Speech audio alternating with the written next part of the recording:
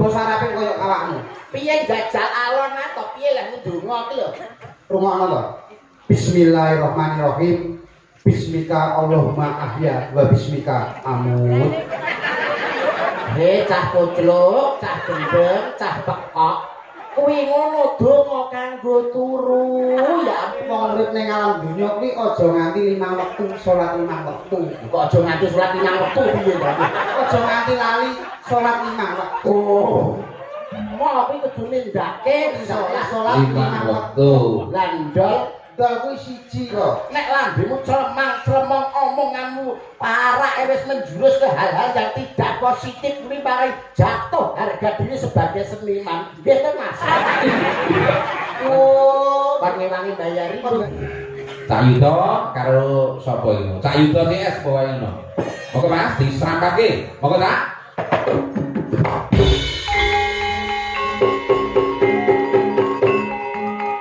Yo yo yo yo.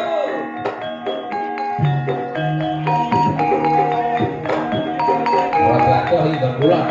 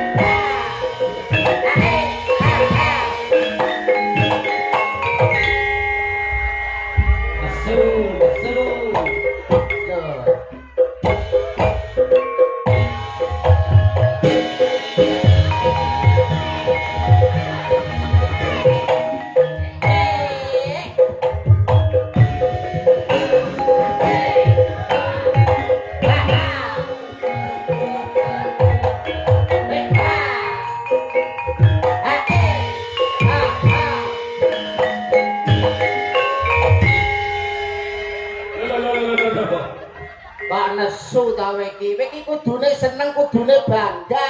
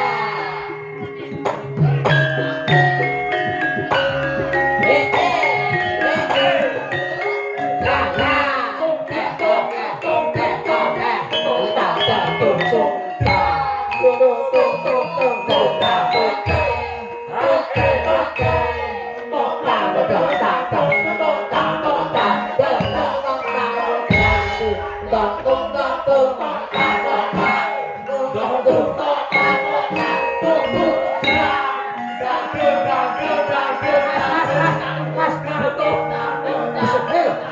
Disele patah. Disele patah ngono.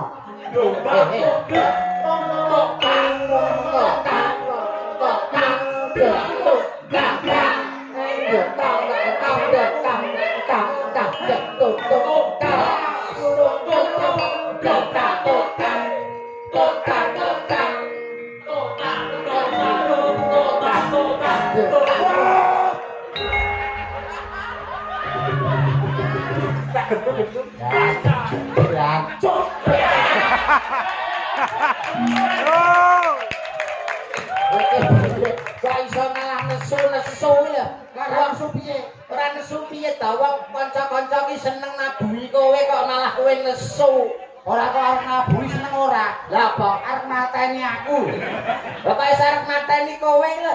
Wong ronggongan wis mengke-mengke sampe 5 iki. Lah kowe kan kudune ya seneng wong ditambahi lho. Wong mangan sithik ditambahi seneng. Duwe sithik tambahi seneng. Lah kowe joget sithik tambahi kan kudune ya seneng ta kowe iki. Ya ndang bongko kuwi. Kok ndang bongko. Ayo njaluk ngapura karo kanca-kanca. Kanca-kanca. Ngapura kuwi.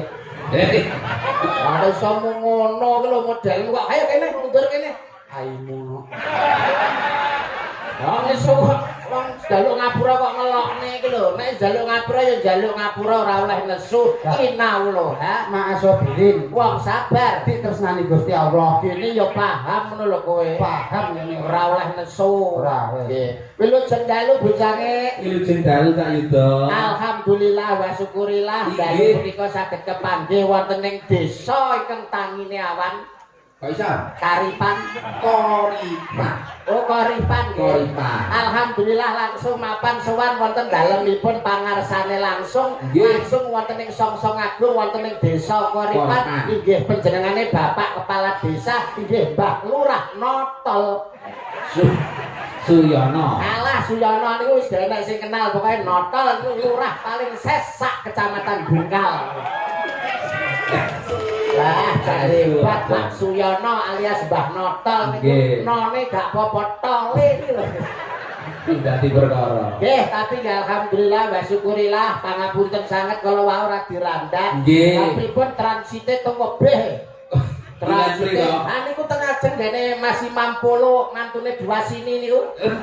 Weh jajanan metu kabeh roti, aqua. Alah tak kira lak disugone bae kon tuku. Tapi ki mboten masalah, alhamdulillah saged sowan teng dalemipun Bapak Suyono dalem ingkang pundi to Mas Pak Suyono niku? Nggih yang sebelah nih kok. Oh ingkang sebelah menika. Wah. Wah asma kinarya Japa. Suyono. Su Ki tegese sugih bondo donya ora dienggo dhewe, tapi dimanfaatne kanggo kabeh para wargane. Nah, terus. Iya. Ya. Ya iki kepala desa sing kena kanggo patuladan kanggo keluarga lan para wargane. Lho Balurang, Nggih. padha lho sesuk iki. No. Nata bale wisma, nata keluarga, nata masyarakat dilandasi welas asih lan kebak katresnan. Mbah Suyono, lurah nggon kowe kula terjemahne sae ngeten iki, medhur kula diamplopi sak yuta. Asli kan nek Mbah Lurah Koripan yo mbuh ora yo. Nika usih sore pun teko. Lah pripun? Sapa masih dari pelawake? Cak Yuda karo Cak Trondol.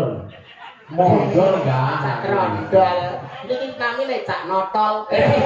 Kami Cak sampeyan liru, Cak Dobol. Cak Mondol niki. Sampeyan tak dereng pirsa to Cak Mondol niku sinten? Dereng Cak Mondol niku asline adalah seorang CEO yang lagi menyamar sebagai seorang dagelan. Ini adalah CEO PT Laguna bergerak dalam bidang tusuk gigi. Masuk bidang tusuk gigi. Niki Mas Mondol, Nggih. alhamdulillah iso sowan neteng dalemipun Bapak Suyono, anggenipun panjenengane netepi darmaning sepuh. darmane wong tuwa wonten telu.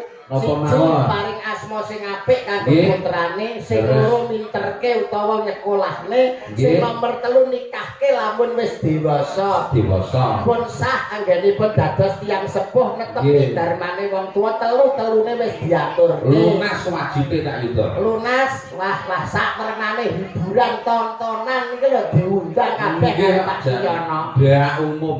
Tayub ora trima sedina sewengi. Urung campur sarine. Campur sari. Karo Mbah Noto iki nek karo kaya kanca kentel. Masa? Lho kanca ngene to. Ha ngene. Masa iya lah biyen tapi Biyen niku. nalika nom-nomane Saniki pun ngeten. Alhamdulillah. Nggih mun ngeten. Lho anu salat Ember maksudnya. malah nemen sama niku kok. Mboten Pak Suyono niku kagem contoh anak putu, kagem contoh sedaya para warga netepi darmaning sepuh namung nderek ndedonga. Mugi-mugi anggenipun mangun samadyaning bebrayan agung panjenengane Mas Hafid kalian Mbak Afin dados keluarga ingkang sakinah mawaddah lan warahmah Allahumma Amin. pikantuk momongan soleh-solehah Allahumma Amin. gunane tumrap nusa bangsa lan agama Allahumma Amin. iki lho kanthi barokallahu laka wa baraka alaika wa jabah bainakum fil khair mugi-mugi rumah tanggane kebak barokah lan dicedhake marang wong-wong kang sing apik utawa sing becik iki sing penting Mas Mandal ya ta Ya, sing penting iki ndongane nganten iki ngono kuwi. tapi apa ya iso ndonga kaya aku ngene iki Ya iso nyapo ang basa Arab kuwi to. Mbok kira aku ora iso. wong kowe ya kembarane Pak Lurah ya Iya kowe jenenge ya meh padha lho Pak Lurah Pak sapa mau tak notol. lah kowe Nondol. ya meh padha ngono lho berarti ya iso kowe Iso. tutur-tutur kanggo temanten kok ora awake dhewe iki ngguroni ora nek awake dhewe iki sharing apa ta awake dhewe iki melu ndonga kanggo temanten saklorone ora ana lupute ya ora ayo coba kowe ndonga kanggo temanten Mas Hafid karo Mbak iki Alvin Mbak Mbak Nasya Nasya. heeh Mugi-mugi teman kalih kula dongaaken. Bismillahirrahmanirrahim. Bismika Allahumma ahya bismika. iki lho iki cangkem apa terjane he Mas Ponorogo Pono ki ngerti raga ki awak mulat sarira han rasa wani ngerti ning awake dhewe godhange para alim ulama gedhonge para kiai lho kowe kok iso ngucapmu tembung ndonga kok bleset ki Lah saiki padha basa Arabe koyo awakmu. piye jajal alon to piye lek ndonga ki lho Rungokno to. Bismillahirrahmanirrahim. Bismika Allahumma ahya wa bismika amut. he cah kucluk cah gendeng cah pekok kuwi ngono donga kanggo turu ya ampun donga kanggo turu Bocah gendeng, bocah kutluk, bocah tekok. Manten nek kandang turu kapan metenge. wah wis bleset wis ngeten iki wah Jurusane masa minggu. jurusane kok mrono ya pancen bener pangajape wong tuwa pangajape pining sepuh ki ndang bisa ngomong putu Leres. putra temanten sak kloron ndang oleh golek kencana sing bangkit tata Tata jalma jalma. putra sing saleh lan putri sing Salihah. salehah kuwi wis pangajape wong sepuh tapi ya ora kaya ngono rumah tangga supaya rumah tanggane sakinah mawaddah lan warahmah kuwi landhes ana kanthi tresna asih lan kebak kawelasan paling ora kan kowe ya iso menehi conto to wong nek omah-omah ki kudu piye lah keluargane Mbah Lurah ka ben piye ngono Yo ben ngono ae. Piye tadi? enggak maksudnya keluargane Mbah Lurah ya ono lho ben maju dikapakne Disuruh. wah lah wah bagus niku Lah ben maju kok. tegese kan kowe ya duwe pituwah-pituwah utawa pitutur lho Mas ya dikaya ngapa ala tanpa rupa kan panjenengan boten pirsa to Mas Mondol menika sejatine sinten Sinten Pak itu? Asma kinarya Joko. nek kula Yuda yu menika Rahayuda menika Widodo mugi paring karahayon lan kawidanan Kawidanan. keselamatan keluargane Bapak Suyono Suyono. lah menika Mondol Pripun, Sapa Mondol jeneng pripun? kuwi? Mondol.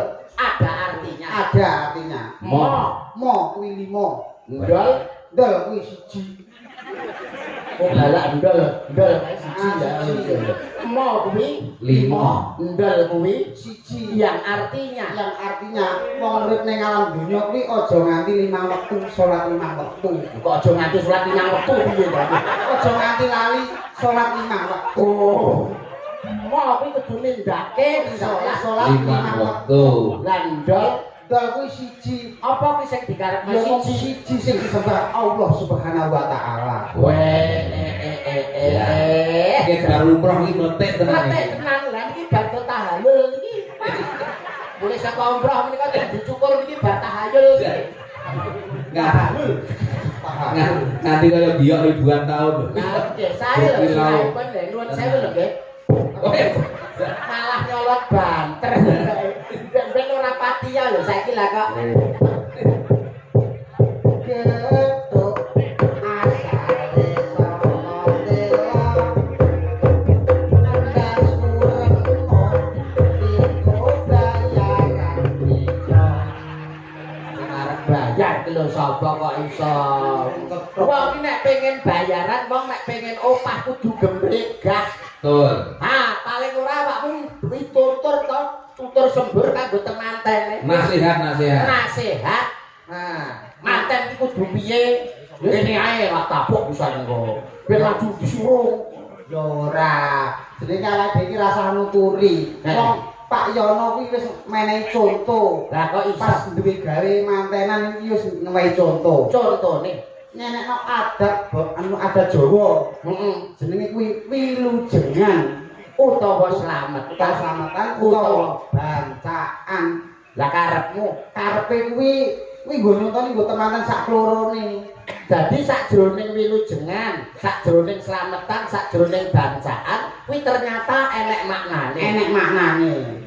Kanggo nuturi Kanggo nuturi temenan sak klorone. kamangka sajroning bancaan kae ana buceng, Ya. ana tumpeng, Ya. ana panggang, Heeh. ana kulup. Lho kae nek karepe, Enek karepe. wah nyuwun pangapunten lho. Nggih. Mumpung mriko wedalipun wedal sae pas 15 purnama. Purnama. Kersanipun pukulun Bathara Mandha medharaken bab punika. Ala ustaz mondel. Wah, pripun kowe kok iso ngomong nek sajroning bancaan ana maksude ana karepe. Enek karepe kabeh. Ana buceng, tumpeng, panggang, kulup. Kabeh iki enek artine. Sing pertama buceng. Buceng. Manten lanang nek arep mlebu kudu sing kenceng. Iki Bayar iki. Leset. Nah iki lambemu lho kok mesti kaya ngene iki lho jane lambe apa iki kok mesti kaya ngene iki lho jane lambe apa. Ih, Sik to. apa? Iki aja tambah solo dhisik. Salah tampa tampah solo. Aja salah tampa dhisik. Kok iso ki lho? Maksude Manten anyar nek arep mlebu kudu sing kenceng. kuwi maksude apa? Maksude manten lanang kuwi nek arep mlebu ning rumah tangga kudu sing kenceng pikirane, kenceng tekade. Aja Wah. nganti ragu-ragu. Wah edan tenan kok jalma limpat seprapat tamat batok bolu sindut iki jalane Isi. madu nek madune ceblok ning dundutan ketok reget Ketok leh kiri. kuwi buceng sakbare buceng ana meneh tumpeng Manten lanang nek arep metu kudu sing mempeng. wah iki arahe iki lho Mas kok mesti parahe Ya nggih. mrono Ya musa ninggok. ngeres iki kita bareng nunggu wedi gitu Ngeres gitu. lah nek metu kudu sing mempeng maksude Sing artine manten lanang nek arep metu golek rezeki, metu golek panupa jiwa, kudu sing mempeng. Aja mung turu ning omah. edan Mas Mondol bucane Lah, nggih, ternyata kok iso kaya ngono to Tenan kula ya gumun. kula percaya kula nyekseni piyambak kanthi Mas Mondol kan jam 12 munggah uteke encer wah saking encere ndek iki metu kok kuping bareng ndel mosok ya Penyakit kuwi malah ya. Penyakit iki. kuwi bab tumpeng saiki sing nomor 3 panggang apakah artinya panggang Panggang. Manten lanang nek wis numpang ndang dipenggang. Tua kuwi lho. Tontonan bisa kanggo tuntunan sing kebatatanan. Wayang kulit iki budaya adiluhung lho, tinggalane para wali, para alim ulama. Nek lambemu clemang-clemong omonganmu parake wis menjurus ke hal-hal yang tidak positif kuwi paring jatuh harga diri sebagai seniman. Nggih to, Mas? Dan piye to? Sing ngeres kowe kuwi lho. Ya kowe kuwi wong ngomong. Lah kok iso panggang iki apa? Nek mantel lanang nek wis numpang dan dibenggang. Lah kuwi apa? Perang ngeres ngono kuwi.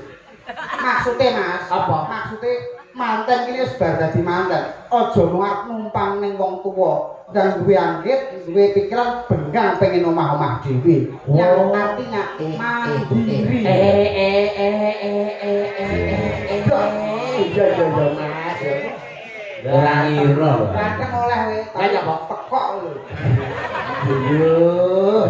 Ternyata wis ngeten lho. Lah si O ya. Dadi panggang ki nek numpang dadi benggang bisa omah-omah dhewe, bisa mandiri. Malah ki mang Pak Yono wis WA karo aku piye. Ora ujar, ora kaul, ora sah ngenteni sesuk, ngenteni esuk mben bar duwe gawe gletak, omah ngarep arep dipasrahne karo mantene. Alhamdulillah. Manten sedina entuk omah ngarep. Ngarep sing ndi? Berarti terapi. Oh, Wangi-wangi bayari. Ya ora kok Pak Suyono wong Sembodo kok ngene nggone panggang. Terus sing terakhir kulup. Manten lanang nek wis kakundang dicelup. Ngono nek to, ngono nek to. Mrono nek to barakmu. Nek kaku kok iso ndang dicelup iki lho. Ih, lambene lho kok mesti kebak iso cangkemmu. Kok bisa? Lah omonganmu kok mesti ngono nek kaku ndang dicelup iki maksude apa? Maksude wong lanang iso enek sing wateke kaku. Panas atine. Betul. Dadi wong wedok kudu iso dadi banyu, dadi celup ning banyu ben ra panas atine, ben ora sida gegeran. Nek sing lanang kaku, sing wedok ndang kudu siap le banyu supaya ndang siram dicelup. Lah, nek gak ndang disiapno banyu, biasane manten lanang kuwi nyelup ning daerah liya ngono. Ha. Iki malah malah ning Bundanten. Wis tutup. Wong kok iso ya ora ngono. Pipi tutur ra ketang saklimah kanggo temanten. Kamangka nek temanten kuwi nolak cara lelakon ketoprak sing wis kebungkur ana critane Panji Asmara Bangun, Dewi Sekartaji. Manten wedok ki bawate Dewi Sekartaji. Dewi kuwi kembang, Dewi kuwi wedok, Sekar kuwi kembang, Taji kuwi entuk. Dadi manten wedok kuwi wong wedok sing wayahe dientuk.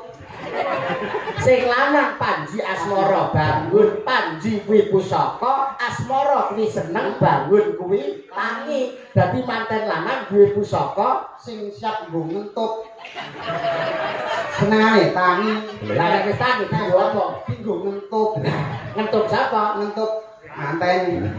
Manten itu. Lah, berarti kan wis awake dhewe nglesakne anake pitutur, awake dhewe tetembangan diaturke kanggo para sing kepareng pinarak lenggah, mumpung disiapne lho Widowati sing sakmono asih. Iya. Ses kabeh iki. Tur iki pilihane Pak Suyono kabeh. Pokok sing gak iso nayup. Minggat. Oh, sing gak iso nayup. Odor pokoke, odor. Ambek odol. Nah, kowe